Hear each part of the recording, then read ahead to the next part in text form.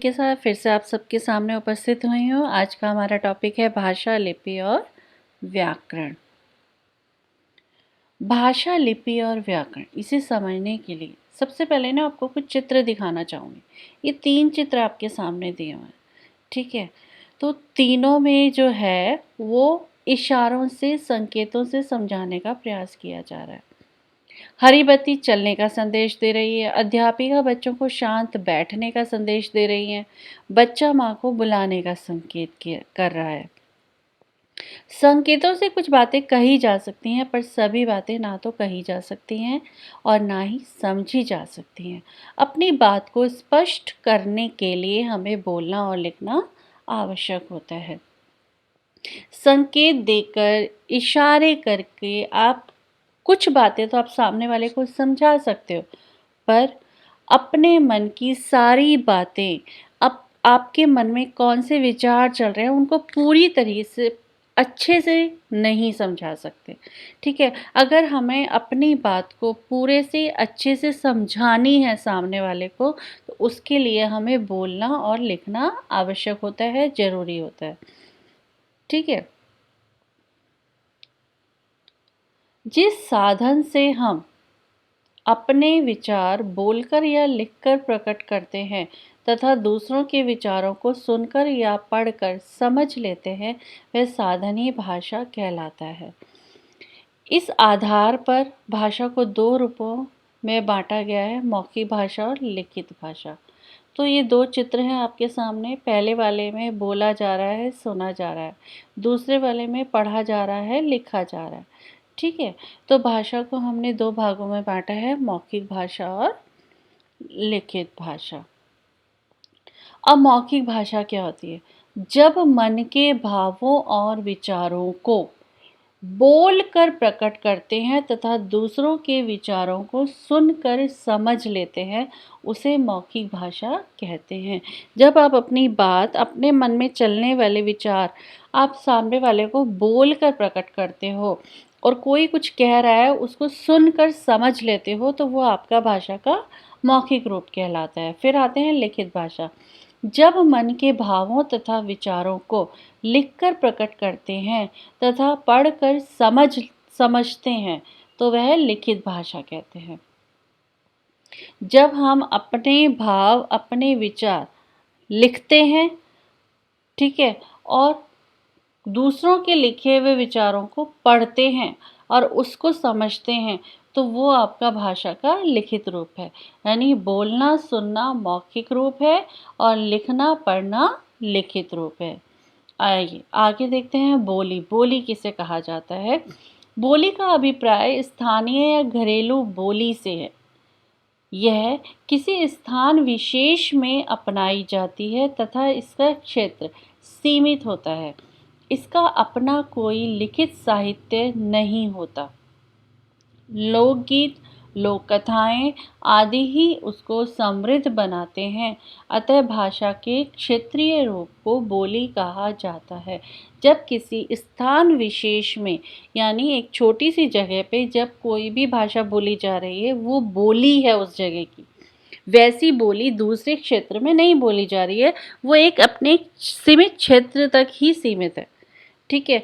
वो जो दायरा है उस क्षेत्र का, वो जो जगह है उस जगह पे ही वो बोली जाती है, इसीलिए वो बोली है। और सबसे बड़ी बात ये है कि बोली में जो है ना, साहित्य नहीं होता।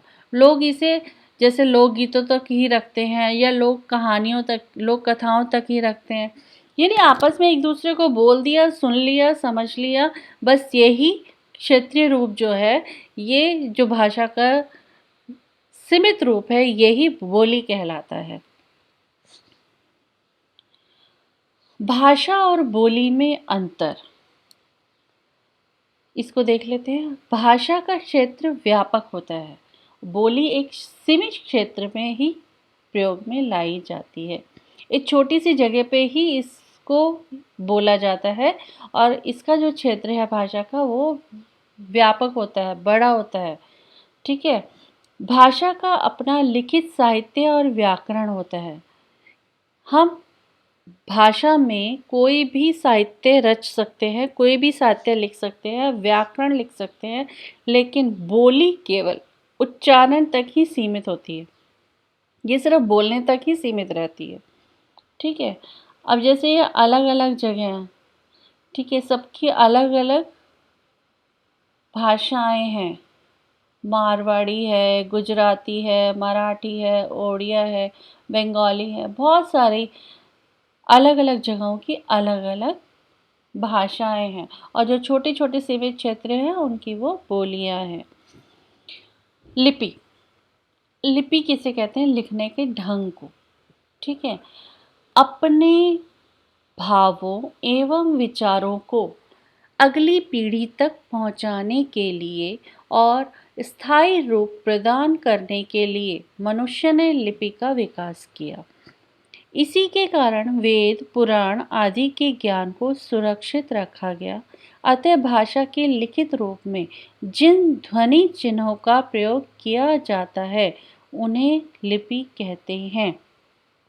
जैसे हिंदी संस्कृत की लिपि देवनागरी है। जो लिखने के लिए जिन चिन्हों को लिया गया है, जैसे कि यहाँ पे हिंदी है, संस्कृत है, मराठी है, गुजराती है। ठीक है। तो इनमें हमने जैसे व, य, क, रण, ये जो अक्षर लिए हैं ये सारे के सारे देवनागरी लिपि के हैं। ठीक है। म, भ, र, त, ये सारे के सारे जो है ना ये देवनागरी लिपि के हैं। ठीक है। लिपने इस इन अक्षरों को, ये जो हमने चिन्ह लिए हैं इनको हम देवनागरी लिपि बोलते हैं। यानी लिपि यानी लिखने का ढंग जो है, हिंदी को लिखने का ढंग जो है, संस्कृत को लिखने का ढंग, मराठी को लिखने का ढंग, गुजराती को लिखने का ढंग। ठीक है। मने भारतीय होवा पर गर्व छे, मी भारतीय आहे याचा मला अभिमान आहे, सर्वे भवन्तु सुखिनः। व्याकरण भाषा का सुधारक होता है। तो इनमें आप देखोगे भ, म, क, ह, ये सारे में सेम है ना इन चारों में। तो ये जो लिखने के ढंग है, ये जो लिखने का ढंग है, ये आपका लिपि कहलाएगा और इसका नाम है देवनागरी। इसको हम देवनागरी बोलते हैं। अब अंग्रेजी, अंग्रेजी की जो अक्षर देखोगे आप, ये ऐसे नहीं है ना, इनके जैसे नहीं है हिंदी के जैसे, संस्कृत, मराठी, गुजराती के जैसे। इसमें क्या है? I love my country, LOVMY, ऐसे ये जो अक्षर लिखे हुए हैं, ये जो लिखने का ढंग है इंग्लिश भाषा को, अंग्रेजी भाषा को जो लिखने का ढंग है, ये जो चिन्ह लिए गए हैं उन्हें रोमन लिपि बोला जाता है। इस लिपि का नाम है रोमन। तो अलग अलग भाषाओं की लिपियां भी अलग अलग हैं। ठीक है। मातृभाषा, मातृभाषा किसे कहते हैं? मातृ, इसके शब्द से ही समझ में आ रहा है, मातृ यानी माता की भाषा। ठीक है। जिसे सबसे पहले बच्चा अपनी माँ और परिवार के अन्य सदस्यों से ग्रहण करता है। जैसे यदि बच्चे की माँ हिंदी बोलती है तो वह बच्चा हिंदी सीखता है, यदि माँ पंजाबी बोलती है तो बच्चा पंजाबी सीखता है। इसी प्रकार वह अन्य भाषाएं भी सीखता है। अतः वह भाषा जिसे बच्चा अपने परिवार से सीखता है उसे मातृभाषा कहते हैं।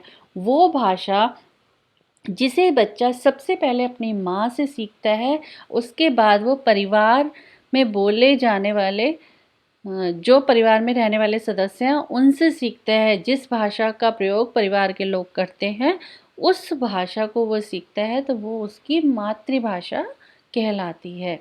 अब राष्ट्रीय भाषा, राष्ट्र यानी देश, शब्द से ही पता चल रहा है। जिस भाषा का देश के अधिकतर निवासी प्रयोग करते हैं उसे राष्ट्रीय भाषा कहते हैं। जैसे भारत में हिंदी है, अमेरिका में अंग्रेज़ी है, ऐसे ही और भी अलग अलग देशों में अलग अलग राष्ट्रीय भाषाएं हैं। तो हमारे देश की जो भाषा है, भारत देश की जो भाषा है वो क्या है? हिंदी, जिसे देश के अधिकतर, ज़्यादा से ज़्यादा लोग जो है प्रयोग में लाते हैं, वो हमारी राष्ट्रभाषा कहलाती है।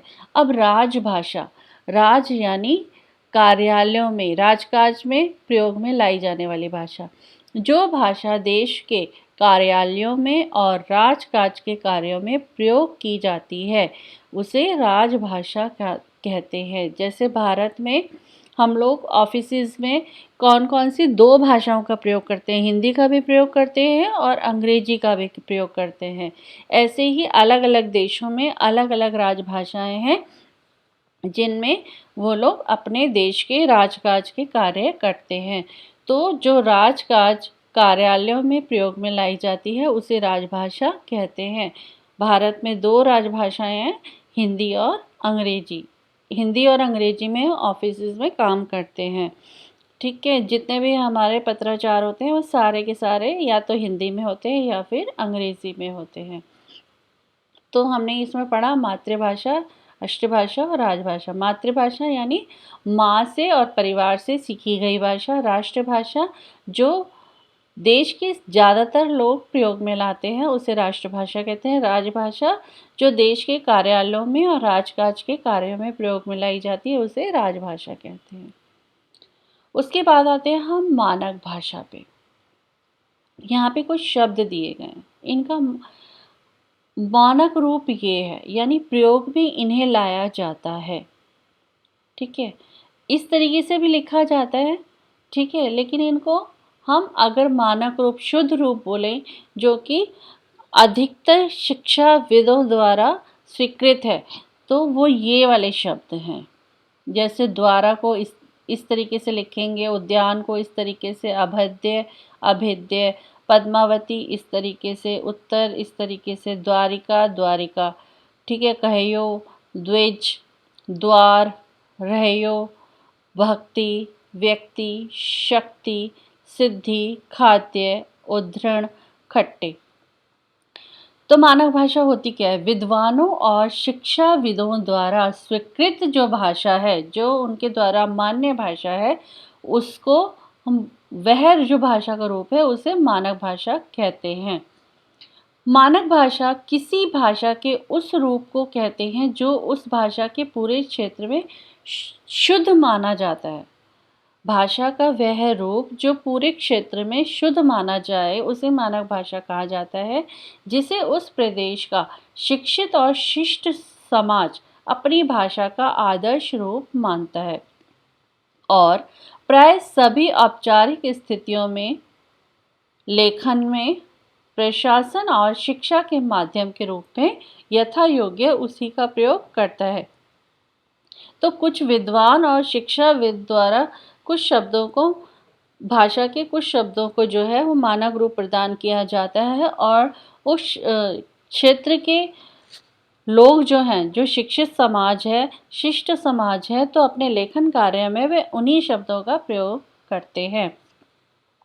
कुछ विशेषताएं हैं मानक भाषा की। मानक भाषा जो है वो स्थिर, स्तरीय और सर्वमान्य होती है। स्थिर होती है, स्तरीय यानी उस स्तर तक प्रयोग में लाई जाती है, सर्वमान्य यानी सभी लोग मानते हैं उसको। यह व्याकरण सम्मत होती है। इसमें मानव शब्दावली का प्रयोग किया जाता है।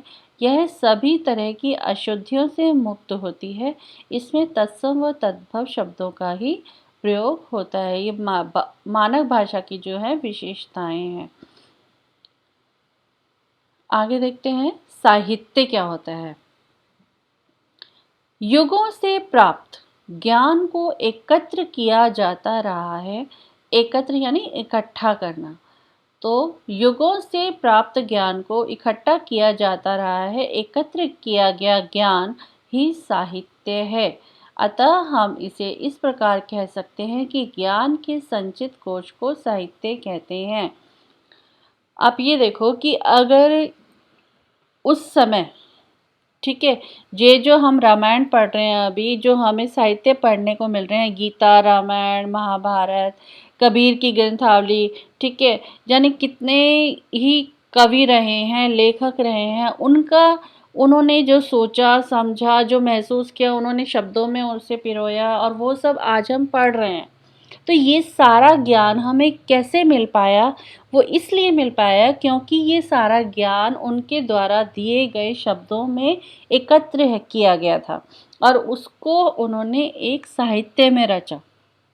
ठीक है, तो इसलिए ये जो इकट्ठा किया गया था, इसीलिए आज हम उसको पढ़ पा रहे हैं। अगर वो उस समय इसको शब्दों में नहीं पिरोते तो आज हम इसको पढ़ नहीं पाते, हम समझ नहीं पाते। ठीक है, तो यही साहित्य है। ज्ञान का जो संचित कोश है वही साहित्य कहलाता है। साहित्य को भी दो भागों में बांटा गया है, गद्य साहित्य और पद्य साहित्य। अब गद्य साहित्य जिन विचारों को साधारण रूप में लिखते हैं वे गद्य साहित्य के अंतर्गत आते हैं, जैसे कहानी, नाटक, जीवनी, पत्र, उपन्यास आदि। साधारण रूप में लिखना मतलब जो सोचा उसको उसी तरीके से शब्दों में लिख दिया। ठीक है, तो साधारण रूप से जो सोचा समझा उसको शब्दों में पिरो दिया, जैसे ना कहानी बना दी, नाटक लिख दिया, जीवनी है, पत्र लिख लिए, उपन्यास लिख लिए। तो जो हमने सोचा था साधारण रूप से हमने उसको उसी प्रकार से लिख दिया, तो वो गद्य साहित्य कहलाता है। और पद्य साहित्य में क्या होता है, जिन विचारों को काव्य शैली में प्रस्तुत किया जाता है वे पद्य साहित्य के अंतर्गत आते हैं। इसमें ध्यान रखा जाता है दोहों का, छंदों का। ठीक है, कविता, गीत, दोहा, छंद, ये सब इसके अंतर्गत आते हैं, पद्य साहित्य के अंतर्गत, जिनमें काव्य शैली के रूप में प्रस्तुत किया जाता है। तो ये आपका साहित्य कहलाता है।